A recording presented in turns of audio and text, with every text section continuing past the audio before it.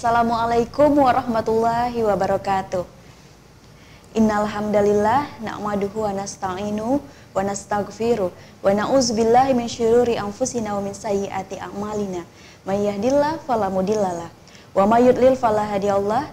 Asyhadu an la ilaha illallah wa asyhadu anna Muhammadan abduhu wa rasuluh la nabiyya ba'da amma ba'du. Puji syukur kepada Allah Subhanahu wa taala. Salawat kepada Nabi Muhammad sallallahu alaihi wasallam. Alhamdulillah kita masih diberikan kesehatan dan kesempatan sehingga pemirsa Tanjung Pinang TV di rumah juga bisa menyaksikan program Mulianya Ramadan, Bersihkan Diri, Sucikan Hati. Semoga kita semua tentunya diberikan kekuatan di tengah pandemi COVID-19 ini, dan pemirsa di rumah tetap jaga kesehatan dengan mematuhi 3M, yaitu menjaga jarak, memakai masker, dan juga mencuci tangan. Apalagi di bulan Ramadan yang mulia ini, kita dijauhkan dari segala macam penyakit dan selalu dalam lindungannya hendaknya. Amin ya rabbal alamin. Nah pemirsa, sebelumnya kami ingin mengucapkan terima kasih atas kerjasamanya dari FKM, yaitu Forum Komunikasi Mubalik Tanjung Pinang, yang merupakan sarana dakwah Islamiyah yang hanif, arif, dan juga toleransi dalam membina umat di Bunda Tanah Melayu ini. Dan tentunya program kami ini disiarkan langsung dari Studio 2 Tanjung Pinang TV, Komplek Bintan Center Kilometer 9 Tanjung Pinang. Nah alhamdulillah kita bertemu lagi di episode selanjutnya pemirsa. Dan di episode kali ini kita akan membahas bagaimana zakat dan keadilan ekonomi. Dimana kita ketahui bahwa biasanya pada akhir Ramadan nih, kita umat Islam itu selalu diingatkan untuk membayar zakat fitrah. Dimana kita tahu bahwa sebagai seorang muslim, memandang bahwa zakat fitrah ini adalah sebagai syarat pembersih dari harta kita. Lalu dalam hal ini bagaimana dengan dampaknya di kehidupan masyarakat kita, apalagi kita tahu di negeri kita saat sekarang ini tengah dilanda COVID-19. Dan sesuai episode kali ini kita akan membahas tema yaitu zakat dan keadilan ekonomi. Alhamdulillah di studio sudah hadir Bapak Irsyadi Syukri. Assalamualaikum Pak. Waalaikumsalam warahmatullahi wabarakatuh. Masya Allah, alhamdulillah kita bertemu lagi ya Pak di episode selanjutnya. Ya, itu membahas dengan zakat dan keadilan ekonomi. Sebelumnya juga kita sudah membahas bagaimana ekonomi syariah itu sebagai solusi. Nah ternyata kita sebagai umat Islam juga berkewajiban membayar zakat ya Pak. Betul. Seperti itu. Nah mungkin sebelum kita masuk kepada pembahasan zakat dan keadilan ekonomi tersebut, saya ingin bertanya dulu nih Pak, kenapa kita penting untuk membahas zakat dan keadilan ekonomi ini Pak? Baik, Assalamualaikum warahmatullahi wabarakatuh. Waalaikumsalam warahmatullahi wabarakatuh. Pemirsa TV Tanjung Pinang yang saya hormati, zakat itu merupakan rukun Islam yang ketiga sesudah syahadat dan sholat. Jadi sesuai yang rukun Islam, selaku umat yang beragama Islam, kita wajib melaksanakan rukun Islam yang ketiga ini. Nah, zakat ini memiliki 4 makna. Yang pertama yaitu suci, mensucikan atau membersihkan. Jadi di sini ketika kita menunaikan atau membayar zakat, berarti kita dengan penuh keikhlasan semata-mata karena Allah. Insya Allah Allah akan mensucikan atau membersihkan harta yang kita miliki. Nah zakat ini beda dengan ibadah lain. Zakat ini hanya bisa dilaksanakan bagi yang memiliki materi. Jadi zakat ini adalah ibadah materi. Bisa ditunaikan bagi yang memiliki materi atau harta yang untuk ditunaikan zakatnya. Nah yang kedua yaitu pengertian dari zakat ini yaitu berkah. Jadi diharapkan ketika harta kita sudah disucikan oleh Allah, insya Allah harta yang kita miliki itu menjadi berkah. Nah selanjutnya yang ketiga yaitu dengan membayar zakat yaitu tumbuh dan berkembang. Diharapkan dari pembayaran zakat, harta yang kita miliki ini akan tumbuh dan berkembang. Seperti yang disampaikan dalam ajaran agama kita, setiap yang disumbangkan itu akan dilipat gandakan pahalanya. Apalagi di saat ini di bulan suci Ramadan. Betul, setiap pahala akan dilipat gandakan. Amin, amin. Nah yang keempat yaitu zakat ini memiliki makna baik atau memiliki kemaslahatan atau kemanfaatan. Nah zakat yang kita tunaikan yang yang kita bayarkan ini insya Allah akan memberikan kebaikan bagi yang menunaikan atau bagi yang melaksanakan ini. Ya, salah satunya pahala yang telah dijanjikan oleh Allah Subhanahu wa taala. Itu, Bu. Oke. Jadi memang banyak pemanfaatan juga ya Pak dari zakat tersebut untuk kemaslahatan ekonomi kita, apalagi kemerosotan ekonomi yang terjadi pada saat pandemi COVID-19 ini memang membutuhkan istilahnya kepedulian dari sesama kita umat muslim lah. Apalagi memang kita berkewajiban untuk membayar zakat. Ada juga zakat-zakat yang memang harus diwajibkan dibayar seperti zakat fitrah di akhir Ramadan ini nanti ya Pak.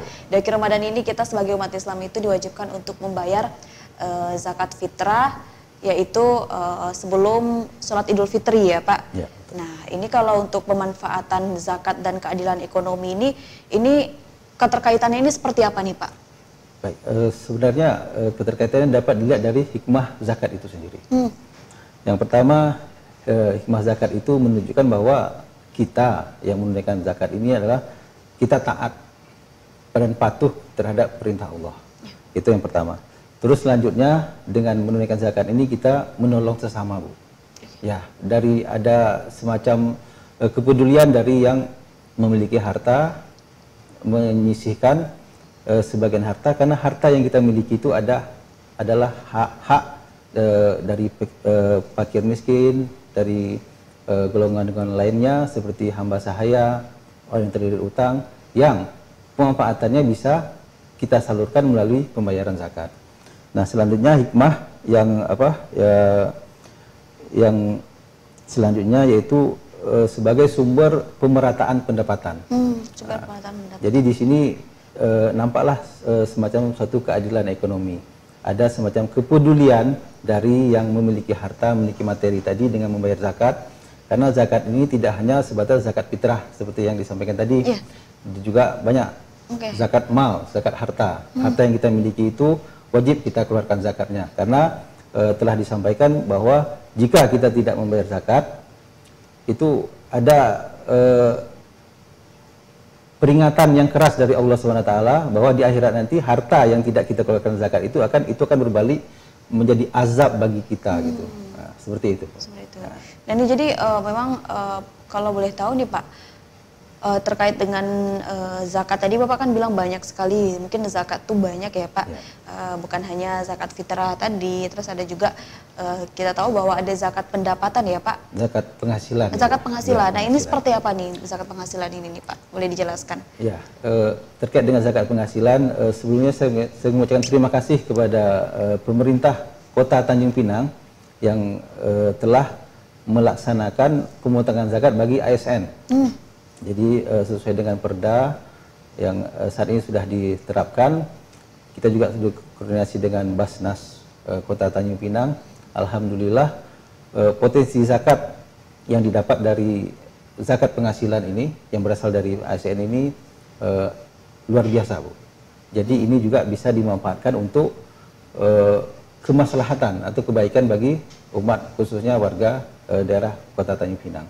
Oke, seperti apa sistem zakat penghasilan ini nih Pak? Biasa dipotong dari penghasilan. Jadi sesuai dengan yang kita ketahui, setiap penghasilan di atas 4 juta satu bulan itu akan dikenakan zakat penghasilan itu sebesar 2,5%. 2,5%. Berarti penghasilan yang di atas 4 ya Pak? Iya, di atas 4 juta. Di atas 4 juta berarti itu wajib untuk melakukan dikeluarkan zakat. Dikeluarkan zakat. Artinya memang langsung dipotong secara otomatis ya Pak? Secara otomatis. Ya. Oke. Dan untuk zakat tersebut nih Pak, kita tahu bahwa bagaimana Bapak untuk penyalur zakat atau mungkin zakat ini bisa disalurkan kemana saja ini nih Pak? Baik. Ke siapa saja nih kita bisa membayar zakat? Baik. Zakat kalau di daerah kita ini dikelola oleh Basnas. Basnas, jadi dia mengumpulkan zakat. Basnas juga dalam hal mengumpulkan zakat ini kan dibantu oleh UPZ. Unit pengumpul zakat. Unit pengumpul zakat nanti akan menyetorkan hasil pungutannya kepada Basnas. Nah, Basnas ini akan mengalokasikan sesuai dengan program-program yang telah dibuat dan telah disusun oleh Basnas itu sendiri. Seperti itu, Bu. Jadi dari UPZ ini berarti kita bisa melakukan pembayaran zakat kepada bank-bank syariah seperti itu ya Pak? ataupun mungkin melalui lembaga amil zakat. Lembaga amil zakat. Nah, berarti nanti itu akan disalurkan kepada Basnas ya Pak. Dan artinya ketika sudah disalurkan kepada Basnas, UPZ tersebut juga terus memantau nih Pak. Ya, biasanya Basnas akan memberikan laporan terhadap penyaluran zakat yang dilakukan. Oke, kemana saja itu disalurkan ya Pak. Terus ini Pak, seperti apa nih perkembangan ataupun juga zakat pengaruhnya terhadap keadilan ekonomi, kita berbicara lah dengan kondisi saat sekarang ini nih Pak. Seberapa besar nih Pak pengaruhnya nih Pak? Baik, zakat ini kan sebenarnya tidak terbatas pada zakat fitrah. Karena kalau kita hanya berbicara zakat fitrah, otomatis kan setahun sekali nih Bu. Betul, ya. Tidak mungkin setahun sekali bayar zakat ya Pak. Betul, dan juga masyarakat nggak mungkin setahun sekali dapat bantuan seperti itu. Betul Bu, sekali. Ya. Sedangkan mereka hidup setiap hari. Iya. Nah, seperti yang disampaikan tadi lah, jadi dari zakat penghasilan, zakat mal, harta yang dimiliki itu sebenarnya bisa diberdayakan Bu. Salah satunya untuk pembangunan sarana-sarana pendidikan, sarana-sarana kesehatan, sehingga masyarakat luas bisa lebih menikmati fasilitas pendidikan atau fasilitas kesehatan yang bisa saja dibangun dari dana zakat. Nah, dana zakat ini juga pemanfaatannya bisa juga untuk diberdayakan untuk memberdayakan umat, seperti usaha-usaha produktif. Nah, usaha produktif juga yang mungkin bisa melalui binaan-binaan dari BMT ataupun koperasi-koperasi syariah, seperti itu. Oke, jadi memang sangat membantu sekali ya Pak, apalagi ekonomi saat sekarang ini untuk masyarakat-masyarakat yang memang sangat membutuhkan tersebut ya Pak, ya, untuk zakat-zakat dari pemerintah. Lalu untuk perbankan syariah sendiri nih Pak, mungkin Bapak selaku praktisi dari perbankan syariah, untuk mengenai zakat tersebut memang apakah ada programnya atau bagaimana nih Pak? Baik. Terkait dengan penyaluran-penyaluran lah ya. Pak. Kalau penyaluran kita tetap berkoordinasi dengan Basnas. Okay. Nah, jadi kalau kita ingin menyalurkan itu tetap izin dari Basnas, seperti itu. Berarti tetap ada itu ya Pak? Ya. Ada penyaluran itu dalam bentuk apakah dalam bentuk barang, produk, ataupun dalam bentuk uang, bagaimana nih Pak? Boleh, tergantung sesuai kebutuhan. Bisa dalam bentuk beasiswa untuk membantu siswa-siswa atau pelajar yang kurang mampu dalam menyelesaikan pendidikannya. Beasiswa bisa. Oh, berarti ada juga dalam bentuk beasiswa ya Pak yang dilakukan. Berarti kalau dalam bentuk beasiswa ini ketika dikumpulkan itu memang dari misalnya pengumpulnya tersebut atau disalurkan ke Basnas atau dia langsung yang menyalurkan atau bagaimana nih Pak? Boleh Bu, tapi ketika kita menyalurkan beasiswa itu kita tetap harus memperoleh izin dari Basnas kepada penerimanya, karena yang mengelolanya itu adalah Basnas. Oke, tetap izin juga ya Pak, artinya kita hanya sebagai perpanjangan tangan untuk menyalurkan zakat-zakat tersebut. Betul, nah betul sekali, jadi untuk pemirsa di rumah memang kita sebagai umat Islam juga harus memiliki tanggung jawab dan kewajiban untuk membantu sesama ya Pak. Betul. Ada juga zakat-zakat wajib yang harus kita keluarkan tentunya. Memang ini merupakan anjuran dan ajaran bagi agama Islam, apalagi kita yang beragama Islam di bulan suci Ramadan yang penuh berkah ini, ketika mungkin di hari biasa kita mendapatkan pahala, di bulan Ramadan ini kita akan dilipat gandakan lagi ya Pak pahala yang kita peroleh, dimana untuk meningkatkan amal ibadah kita dan juga meningkatkan ketakwaan kita tentunya. Alhamdulillah pemirsa, kita sudah membahas tentang bagaimana zakat dan keadilan ekonomi, dan kita akan lanjut berbincang lagi terkait bagaimana sih sebenarnya pemanfaatan zakat ini, pengaruhnya terhadap keekonomian, keadilan ekonomi masyarakat saat sekarang ini. Kita akan kembali setelah jeda iklan berikut ini, tetaplah bersama kami dalam program Mulianya Ramadan, bersihkan diri, sucikan hati.